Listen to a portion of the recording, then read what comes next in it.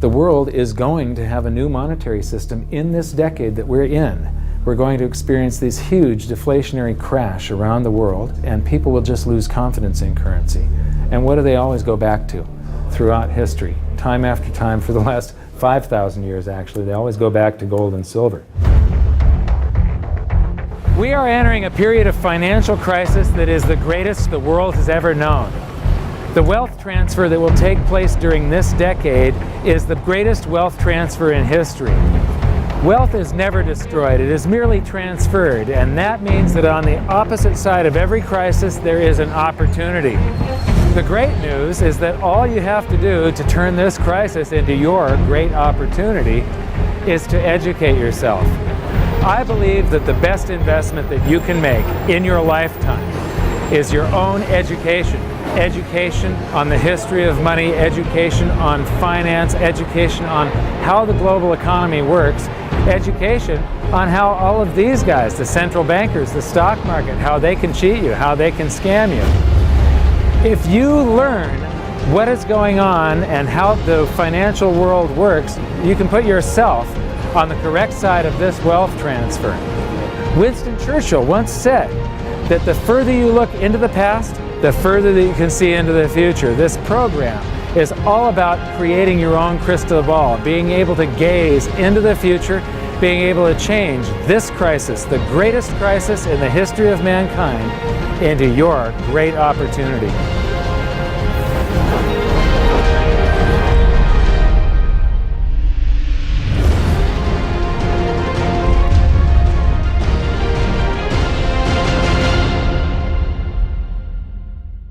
So it all started back in 1999 when my sister and I hired a financial planner to help my mother with her assets, and we gave him control of the family's assets, and in the next year and a half he lost 50% of what she had.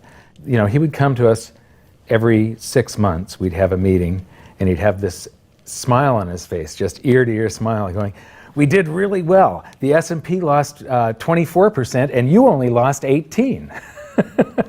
And so I fired him and I moved all of her assets to cash, and I dove into studying the financial markets, which led me into studying the economy. And when you start reading about the global economy, the people that are concerned with trade deficits and budget deficits, it's the hard money advocates, the gold community. And once I started reading them, they also write about monetary history, and then I really fell in love. Because monetary history just repeats and repeats over and over again, echoing all the way back to the beginnings of civilization.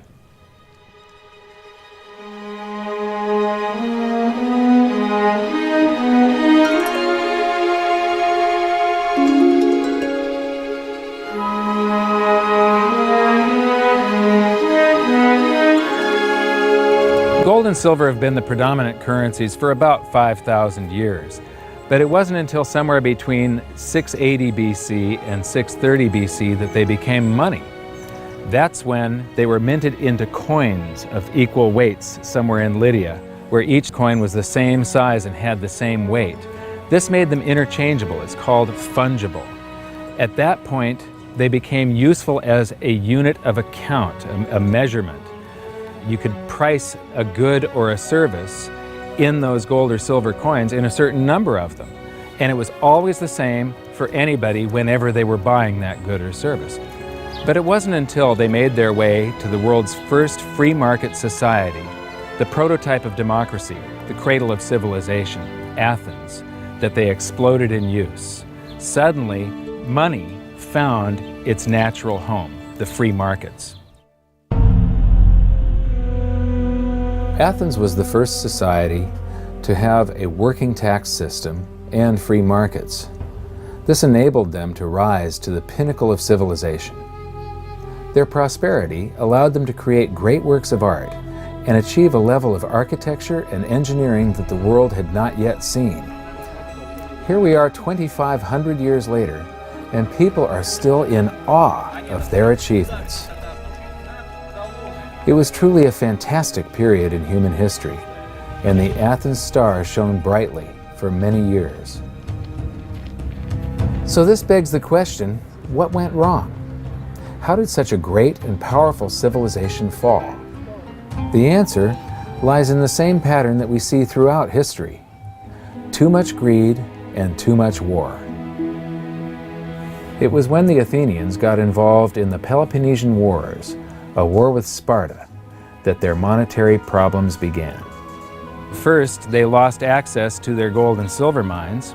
They were also paying armies that were on foot, and they were miles and miles away from Athens. So as they pay their armies to buy goods and services from the local populations, a deflation occurs in Athens because they're sending all of their coinage out of the city.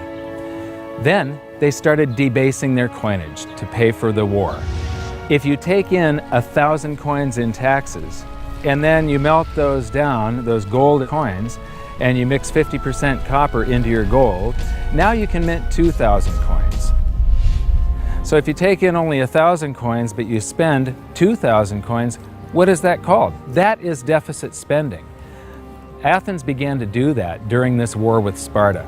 They also had these great public works, which were very expensive, and they finished the Temple of Athena Nike during the truce in the middle. There was a 6-year truce in the middle of this 27-year war. So they didn't stop their great public works and allow their market economy to heal from the expense of this war. As they debased their coinage, people would take the new debased coins at face value at first, until there were a whole bunch of those. And there's something called Gresham's Law, where people tend to save to keep the thing that's rare, and they spend the thing that's common into circulation first. So all of the gold and silver coins started to disappear from circulation and become quite rare, and it was just these copper coins. Suddenly, it took a whole bunch of copper coins to buy a gold or silver coin, one of those old gold or silver coins. This is the first time that gold or silver ever had a price. Before that, everything was measured in a weight of gold and silver. So a large factor in Athens' downfall was the expense of war, the expansion of empire, the debasement of their currency, the eventual inflation that was caused. You know, they minted these coins until they became nothing but flecks of copper. This was actually the world's first hyperinflation. And what it did was it financially debilitated Athens to the point where in 404 BC they surrendered to Sparta. And eventually they became nothing but a satellite of Rome. The thing that amazes me is how history just keeps on repeating and repeating and repeating, and we never learn from all of our stupid mistakes. We just repeat the same stupid mistakes over and over and over again. Today we are doing the same thing that the Athenians did that caused the loss of their great culture. We're doing the same currency debasement. We're doing the same deficit spending, and it's for the same reasons. It's for war, and it's for great public works. The interesting thing about the Peloponnesian War was how it started. I would say one of the interesting parallels is that it started really with Athens at its height and with a level of hubris that set them down the road towards ruin. Perhaps they felt that they were, Superior, couldn't make a mistake. Exactly. They knew better. Exactly. And they ended up destroying their society as a result. It's a road that we're going down today, right? I think absolutely. Yeah. There was a play written shortly after the Peloponnesian Wars about the worthlessness of the copper flecks that were their coinage at the time. So we go from gold and silver, very high value money, to a currency that has a face value. And it's the first example that I can find in history where a war and great public works were being funded through deficit spending. What you've just seen is the first recorded example of one of the most predictable hidden secrets of money, the 7 stages of empire. It's a long-term cycle that echoes throughout history right to this very day, and is basically a societal pendulum that swings from quality money to quantity currency and back again to quality money. It always plays out in 7 stages. It always ends with gold delivering a knockout blow to debased currencies. And it goes like this. Stage 1. A country starts out with good money, which is either gold or silver, or it's backed by gold or silver. Stage 2. As it develops economically and socially, it begins to take on more and more economic burdens, adding layer upon layer of public works. Stage 3. As its economic affluence grows, so does its political influence, and it increases expenditures to fund a massive military. Stage 4. Eventually, it puts its military to use, and expenditures explode. Stage 5. To fund the war, it steals the wealth of its people by debasing their coinage with base metals, or by replacing their money with currency that can be created in unlimited quantities. Stage 6. The loss in purchasing power of the expanded currency supply is sensed by the population and the financial markets, triggering a loss of faith in the currency. Stage 7. A mass movement out of currency into precious metals and other tangible assets takes place. The currency collapses, and gold and silver rise in price as they account for the huge quantity of currency that was created. This process transfers massive wealth to those who had the foresight to position themselves beforehand in real money, gold and silver. You know, our monetary system basically steals from the poor and middle class and transfers the wealth to the banks. We see this throughout history, and it's just repeating over and over again. What's happening in Greece right now is basically the same thing that was happening back in 407 BC. The deficit spending to fund all of these public works and the debasement of their currency supply caused them to become nothing but a satellite of Rome. Today, they're becoming nothing but a satellite of the banks. Well, the idea of Gresham's law is simply that people are going to hold on to what's value and spend what isn't valuable. Way, way back in my youth, I was 11 years old when we went from a silver-based monetary system to a purely fiat system. People saw that silver was money, they got used to it, they didn't really think about it. And in 1965, under President Johnson, he basically said, well, silver's too valuable to be money. We're going to just start putting out these substitutes, which were what we call cupro-nickel coins. They were nickel, they were copper plated with nickel at the time. And of course, the metal value was far less. And I understood that as a kid, and yet very few adults really seemed to get the idea of what was really going on. There were a few, and it only takes a few. And of course, the Gresham's law took effect, so the currency came out of circulation rapidly.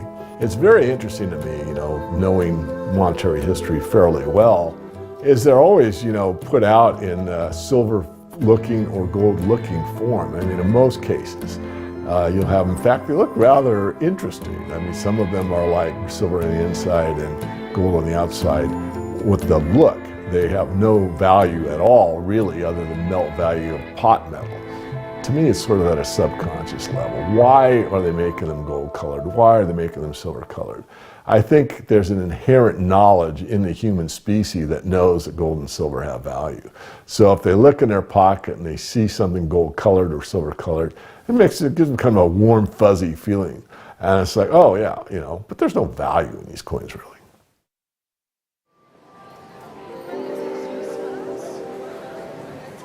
The next question is, how does this affect you? My next stop was in London, where I'd been asked to give a presentation to a group of businessmen. They wanted to understand the reason that gold had surged recently, and I explained to them that to understand gold, you have to understand monetary history. Once you see where we've come from, you can get a much clearer understanding of how the 7 stages of empire are playing out right now. We weren't allowed to show their faces, but we were allowed to film my presentation. So here it is, the last 140 years of monetary history condensed into just 10 minutes. Keep the 7 stages of empire in mind, and as you watch this, see if you can recognize the signs. Everybody thinks the US dollar is still as good as gold, and it hasn't been since 1971. This is the world monetary systems. From 1873, when Germany went on the classical gold standard, where each unit of currency is backed up by an equivalent amount of gold in the treasury. In the United States, $20 bill, $20 gold piece in the vaults. Go into any bank, slap down your currency, which was a receipt for money, a claim check on money, ask for your money, gold and silver, and they would give it to you. So this shows this is currency, this is money. Otherwise, there was no reason for any government to store gold in their vaults and then print this currency that was backed by gold. This is what gives confidence in that, and it gives governments the ability to start this scam in the first place, where they print these receipts for gold, and then they can print more of them than gold that exists. And that happened when we got to World War I, and all the combatants stopped redemption rights. You could no longer go in the bank and trade your pounds, lira, marks, francs, no longer redeemable in gold, and they lit up the printing presses and started printing like crazy. Then between the wars, they went on something called the gold exchange standard, where currencies would be backed partially by gold. So in the United States, under the Federal Reserve Act of 1913, the Federal Reserve was allowed to put $50 worth of claim checks on gold, currency in circulation, backed up by only $20 worth of gold. So it was a 40% reserve ratio. For every $20 gold piece in the vault, they could put $50 in circulation. We're the dollars of the nation on parade. We're the biggest batch of dollars ever made. Oh, we used to march by millions, but now we march by billions, and maybe we'll be trillions for your day. We're the dollars. Then we get to 1944.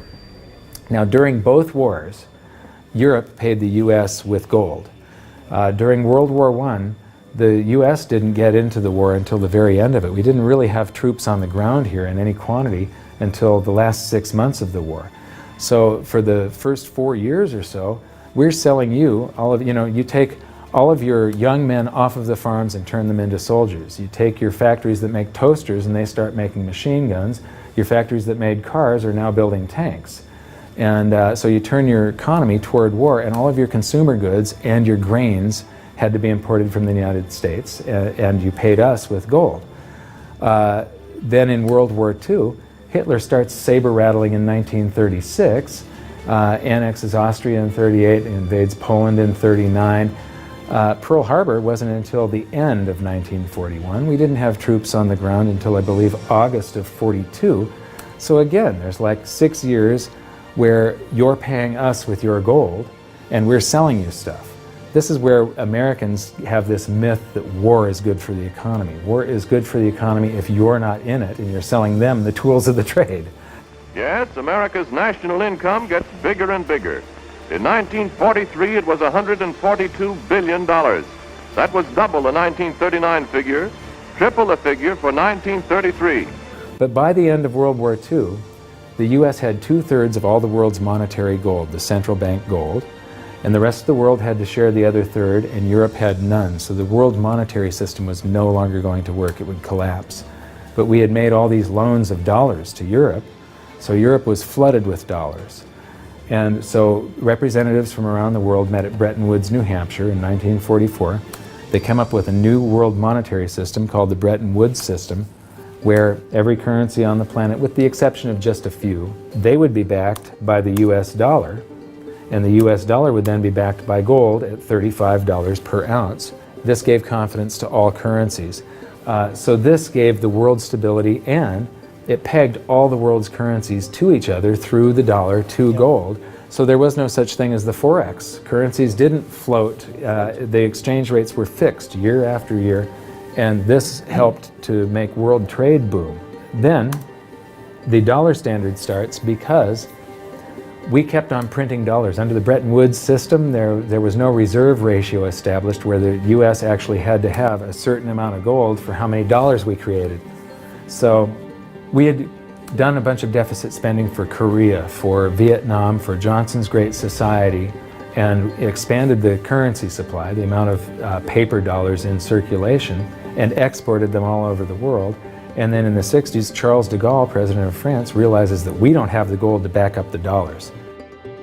Le fait que beaucoup d'États acceptent par principe des dollars au même titre que de l'or entraîne les Américains à s'endetter et à s'endetter gratuitement vis-à-vis de l'étranger, car ce qu'ils lui doivent, ils le lui payent avec des dollars qu'il ne tient qu'à eux d'émettre.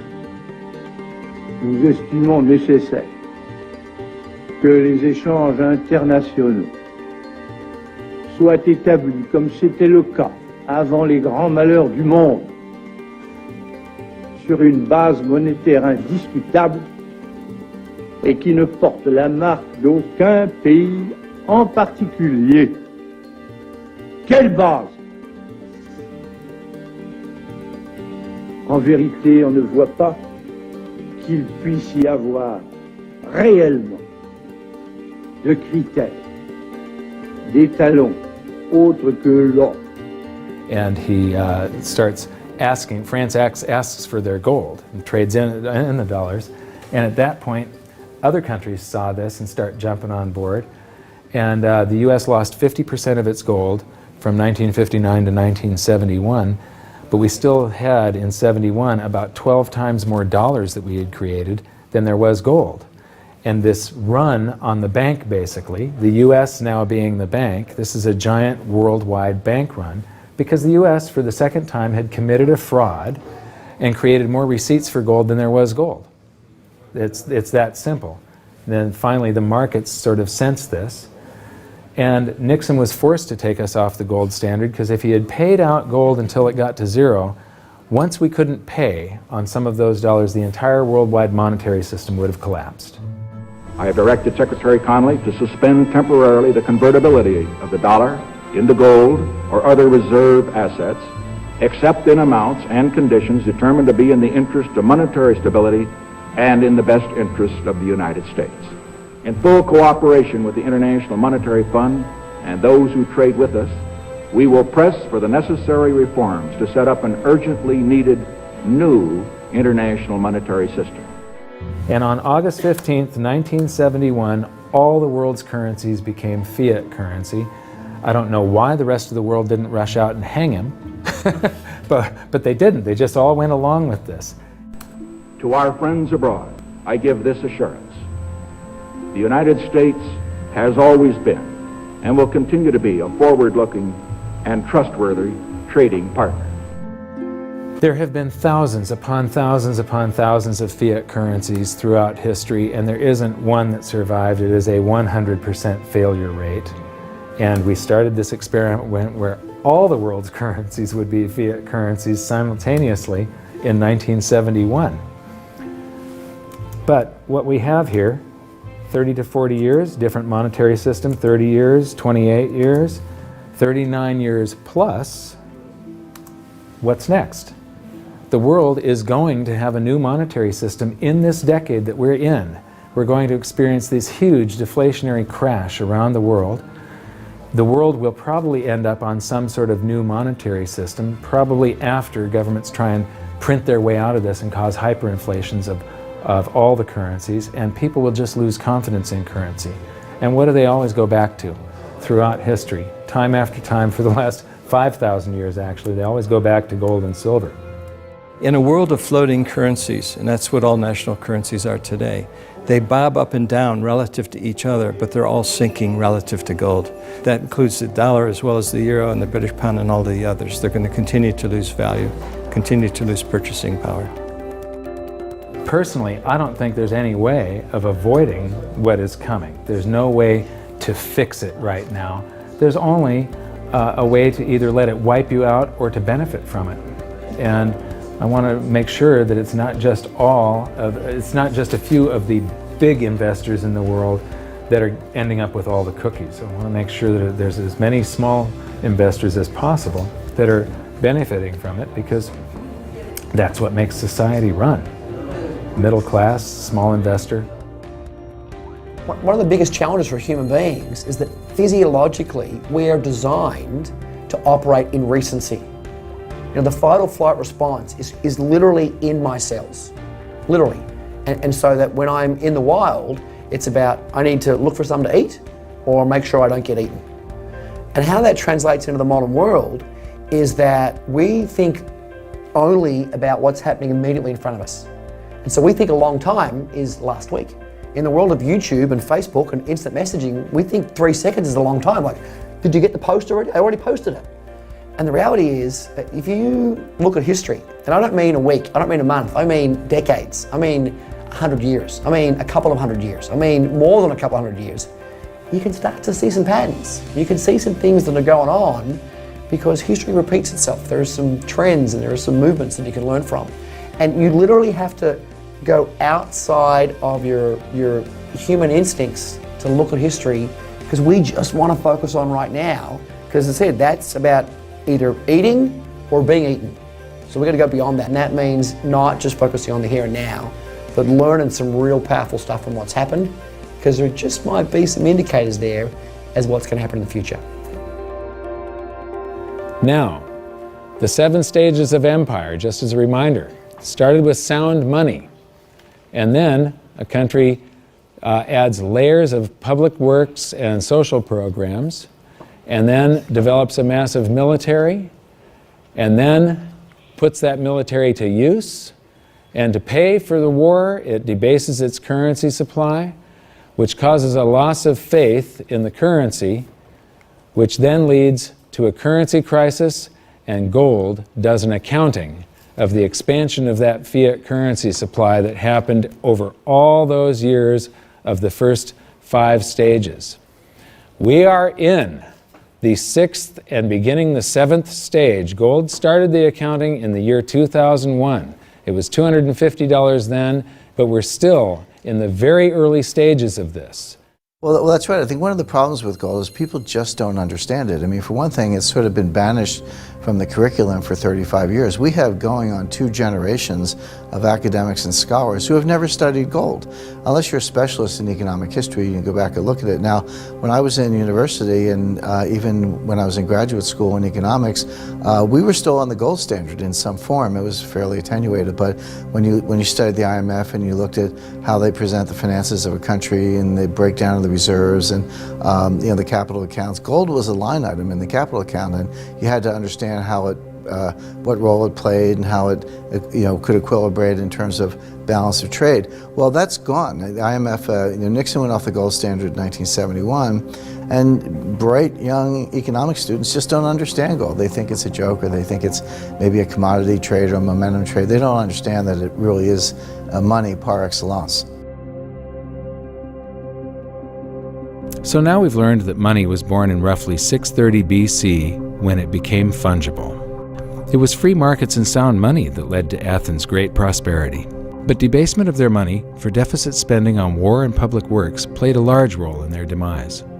Over the past 140 years, we've debased our own currencies to the point where 2 generations of scholars don't even understand gold. We learned about Gresham's law and that bad money drives out good. In recent history, there has been a new monetary system roughly every 40 years. And we've learned that we are in the 6th stage of the 7 stages of empire. So that's it for this episode. Join us next time when we learn more about the chaotic state of the US dollar standard and how it's going to affect you no matter where you live on the planet. When I wrote my book, I said that we're coming into an era that is going to be the greatest wealth transfer in the history of mankind. Therefore, it's the greatest opportunity in the history of mankind. I've made it my mission to help as many people as possible get through this crisis and to come out on the best side of the wealth transfer. I've just finished filming an exclusive presentation titled How the 7th Stage Will Unfold, where I detail what I'm doing personally to prepare for a range of scenarios. It's available at hiddensecretsofmoney.com as part of your free information toolkit. So my challenge to you for this episode is to try and find a single example in all of monetary history of a crisis that was brought on by too much deficit spending, too much debt, and too much currency debasement being solved by more deficit spending, more debt, and more currency debasement. Until then, good luck, and I'll see you at the bonus presentation at hiddensecretsofmoney.com. Thanks. You bet. There is no other side. You either silver and gold or you're doomed. That's exactly the way the world is always working. That's the way it's working right now. Turn on the television, watch with the price of gold. Look at the dollar going down, gold's going up, silver's going up. That's exactly the way it's always worked, and it's always worked that way, and it's working that way now. And why is anyone surprised? Why is it? I'm surprised it's always worked like that. For the past 5,000 years. That's right. 5,000 years in a row, it's worked exactly that way. It's happening that way now. And ooh, wait a minute here.